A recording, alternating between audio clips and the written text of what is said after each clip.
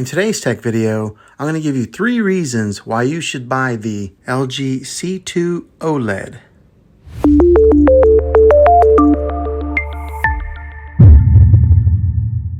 This TV has a lot to offer and is a great option for those looking for a high-quality 4K TV. It's an HDR TV with the best high dynamic range performance. With it being a well-known brand in the television industry and their products are always at the forefront of innovation, you can expect this TV to last for years to come. So here are 3 reasons why you should buy this TV. The first reason is because it has an excellent display.